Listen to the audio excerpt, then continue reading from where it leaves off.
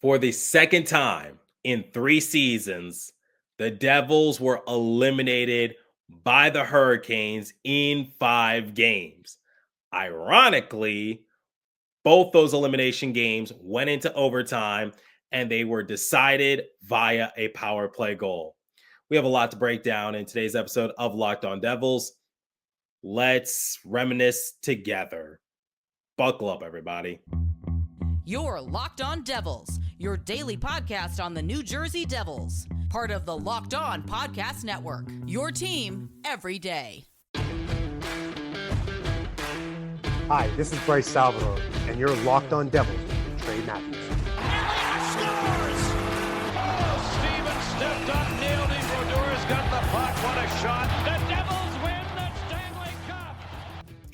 Alrighty now, what is up, New Jersey? Welcome back to the Locked On Devils podcast here at the Locked On Network. I'm your host, college hockey club play announcer, Devils Wire Pucks Pitchforks, and also part-time credential media member, Trey Matthews. Wow. This is it. The final post-game recap episode of the season.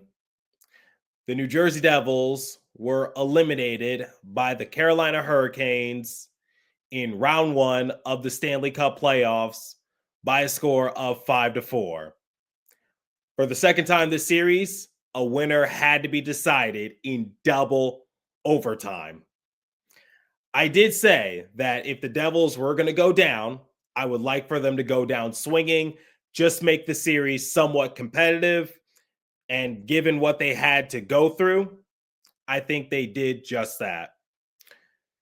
It doesn't get any easier, but let's break down this game one final time. In the first segment, I will share my main takeaways from the matchup. Then in the second segment, we will hear from head coach Sheldon Keefe. He provided a unique perspective as to how the Devils move past this and how they continue to improve. Because I said, regardless of how you look at it, the Devils made it to the playoffs, which is an improvement compared to last year. And then in the third and final segment, like I do with every post-game episode recap, I will compare the stats and give the Devils a letter grade. All right, like I said, for the second time this series, this game went into double overtime. And you could tell that the Devils were absolutely gassed, especially in that first overtime period. Jonas Siegenthaler and Brett Pesce were game time decisions. They have been dealing with a lot. Brett Pesce, he's been putting his body on the line. He's been blocking a lot of shots. And for Jonas Siegenthaler, he's still recovering from his injury. Prior to the playoffs, the last time he played in a game for the Devils was before the Four Nations tournament. And he was just thrown into the fire. So it's a lot on Siegenthaler's shoulders. And I was just hoping that they would be good to go because they were already without Brendan Dillon, Luke Hughes, and Jonathan Kovacevic. These were just the cards dealt to the Devils, and they had to try to find a way to push through it. And I'm glad that Siegenthaler and Pesce played in this game, particularly Brett Pesce, because I'll talk about this in a second. He really came out the gate strong. But I also want to talk about Seamus Casey. He was inserted into the lineup in favor of Dennis Cholowski. A lot of people have been saying maybe Seamus Casey should make his playoff debut just for the heck of it, because you really got nothing to lose at this point. You got everything to gain and you got nothing to lose. Seamus Casey is a great offensive talent on the back end, but he's not really the best when it comes to defense. He still needs to develop that, but I still see a lot of potential in him. And I was just thinking that might be a little too risky to just throw him into an elimination game because this would be his playoff debut. I was a little hesitant, but insert Seamus Casey. He didn't even play 10 minutes in this game, but I think he did all right for what he was given. He did see some power play time. Seamus Casey's future is bright. Not sure how I felt about playing him in an elimination game, but like I said, you really got nothing to lose at this point. And also, I think Timo Meyer has now dethroned Eric Halla for public enemy number one in Raleigh. Let me remind you, Meyer was pushed into Freddie Anderson in game 4, thanks to Andrei Svechnikov, might I add.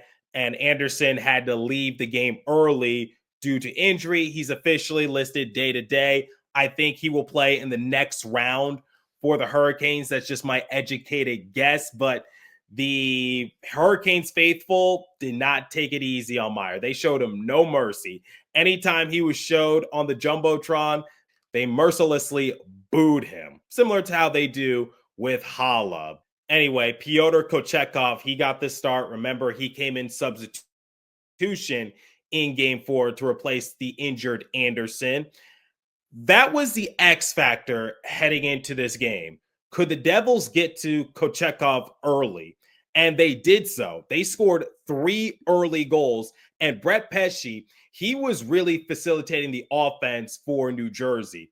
He got the primary assist on both Mercer and Meyer's goals to open up the scoring. A few minutes later, it didn't count as a power play goal officially because Robinson had served his time, but it might as well have, because Nason, he made it a 3-0 game. Remember, a lot of people were complaining about Nason and his lack of production during the playoffs, but it came through in this game. All right, Devils are on top 3-0. That should be a comfortable lead for them, right? Because that's the best I've seen their offense all series long. Nope. Come the second period, the Hurricanes came after the Devils hard. And Markstrom, I've been liking Markstrom all series long. And trust me, I'm going to give him his roses momentarily, but I do have to call him out in this aspect. He let in a few soft goals. At first, it was Stankoven, but then it was later changed to Taylor Hall's goal, the former Devil. Jackson Blake, Andrei Svechnikov, remember, he had a hat trick in game 4. It's a brand new game. They leveled out the playing field, tied 3 apiece. Nico Hischier, he kept the Hurricanes at bay momentarily by scoring a goal himself. Great setup by Paul Cotter. Stefan Nason got the secondary assist. So Nason walked away with a multi-point performance. Cotter, he looked really good in this game as well. But Devils got the lead. Hopefully they hold on to it. Nope. Sebastian Aho got a power play goal. Very questionable, might I add. I'm going to talk about the officiating momentarily, but it's a tie game. Nobody scores in the third period. Come the first overtime period, the Devils looked absolutely gassed. They got outshot 14-3. And Markstrom and also the netting post, they were the MVPs in that period, because if it wasn't for Markstrom redeeming himself, the Devils would have been done way earlier in overtime. So the Devils escaped by the skin of their teeth, sent it into double overtime, and I'm just hoping for a miracle at this point. All the Devils need to do is just generate more shots on Kochetkov. That's all they need to do. But they had trouble setting up some offensive pressure because they were just doing like dump and chase attempts. And they even spoke about this on the broadcast. The Devils were just flipping the puck and hoping for the best, and they couldn't sustain any ozone pressure. They couldn't set up shop, which made it easier for the Hurricanes to bob and weave through traffic and try to generate more shots on Markstrom. That was just the biggest issue. And I think it just goes to show you that the Devils were severely short-handed. Their back end, to their credit, they did elevate their games, but it's just like it's not enough.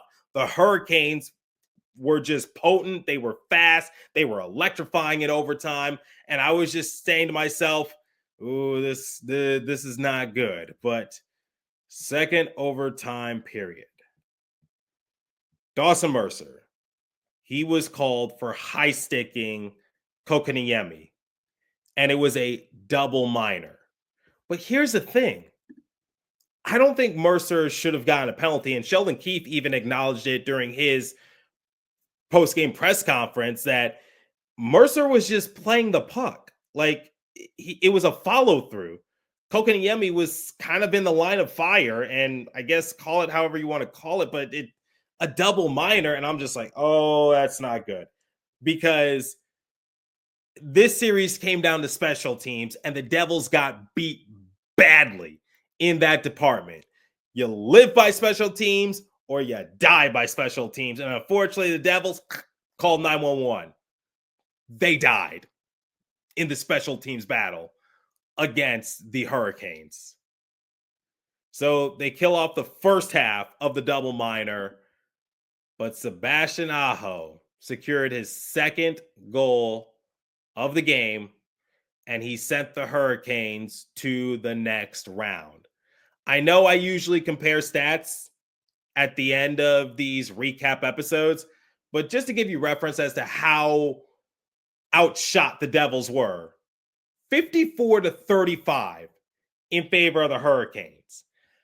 And look, the Hurricanes were the better team. They were generating more shots, and Markstrom had to be a brick wall in between the pipes. And to Markstrom's credit, he did redeem himself. Expected goals against, 6.26. Actual goals against, 5. Goals saved above expected, 1.26. Those aren't bad considering the fact that he sacrificed 4 goals in the second period.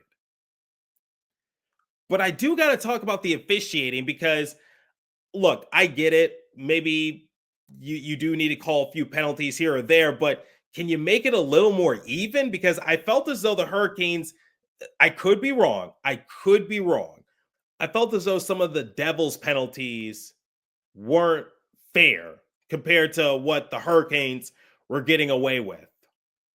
That's just my opinion. That's also what I saw on social media. So I'm definitely not alone when expressing that sort of frustration. But I don't want to put the blame on the referees. I really don't.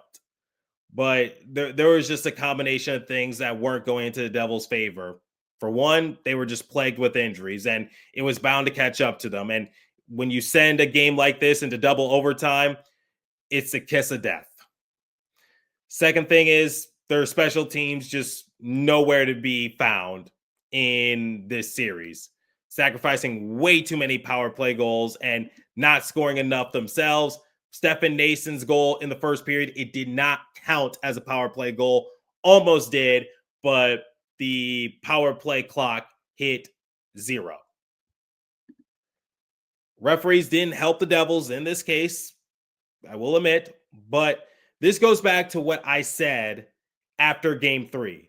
The Devils had a lead to work with. They had a multi-goal lead heading into the latter half of the third period, but they choked it away. And luckily, Shimon Nemec was able to pull through and send the Devils home happy in double overtime. But unfortunately, they couldn't repeat that magic.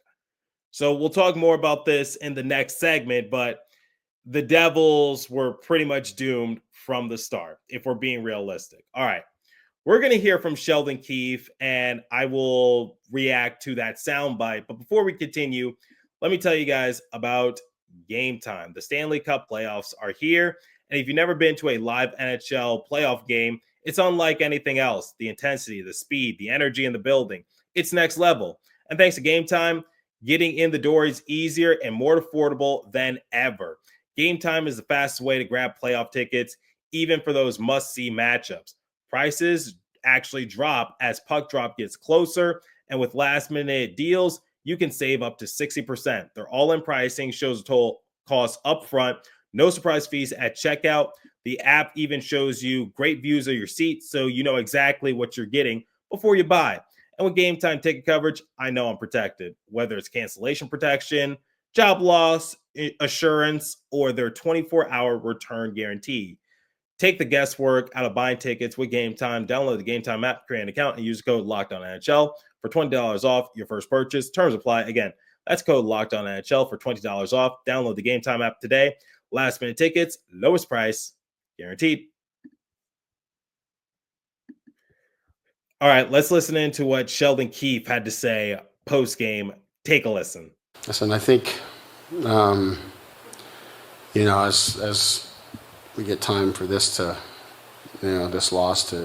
tonight's loss to dissipate and then reflect on the whole season and the playoff.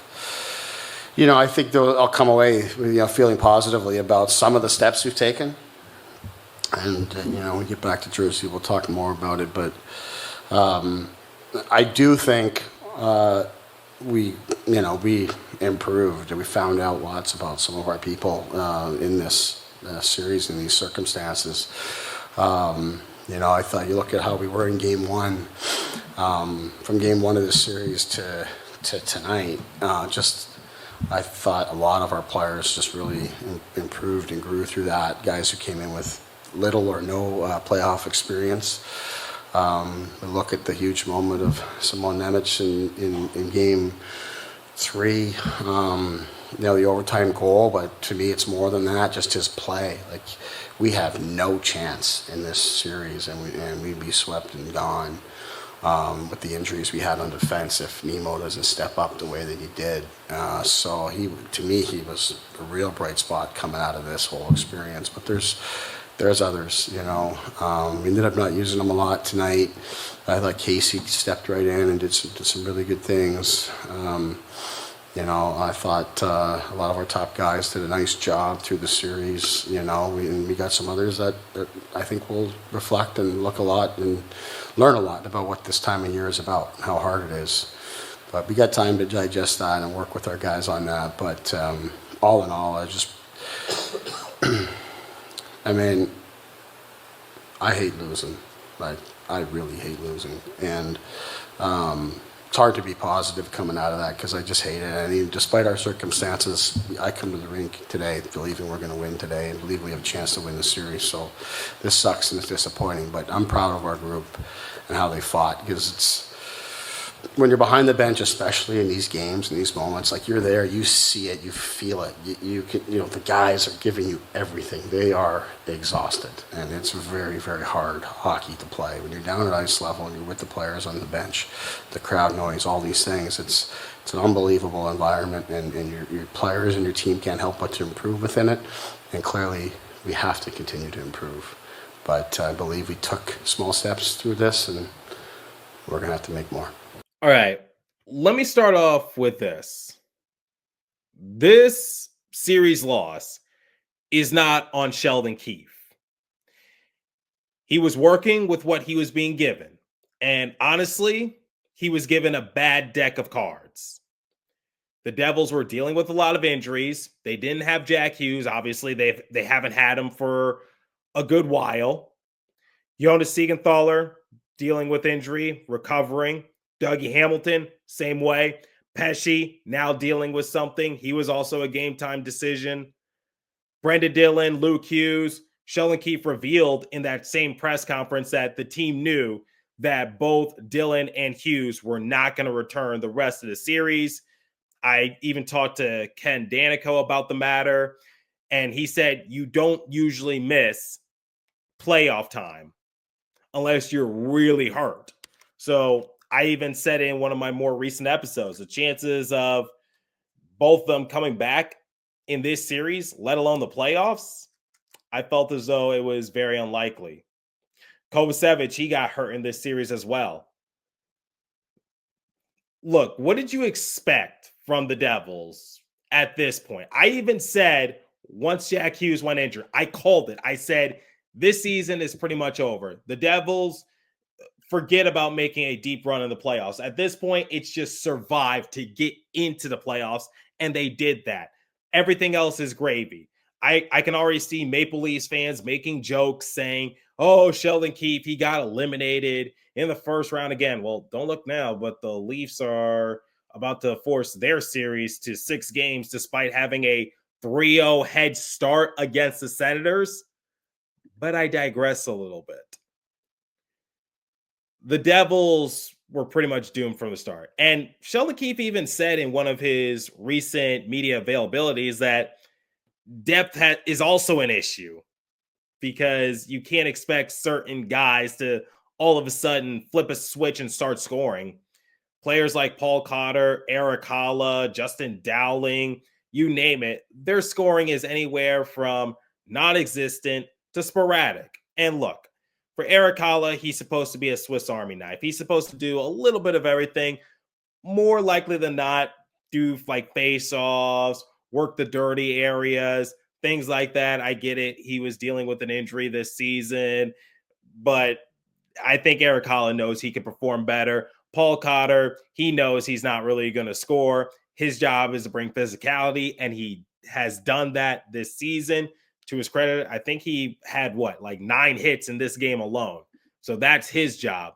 Justin Dowling, not going to get into that. Stephen Nason, he had a good performance in this game, but it took him a while to get things going. And he was one of the reasons why the Devils lost their previous game, because he had a costly turnover that resulted in a Hurricanes goal. This is not on Sheldon Keefe. And I think Nico Hischier said it best. The team played their asses off. Let's look at some of the lengthy minutes in this game. All right. Time on the ice. Brian Dumoulin had nearly 40 minutes of ice time. Jonas Siegenthaler and Brett Pesce, they had about 32 minutes of ice time each. Remember, I know I sound like a parrot when I say this. Game time decisions. Dougie Hamilton, nearly 30 minutes. Shimon Nemitz, nearly 30 minutes.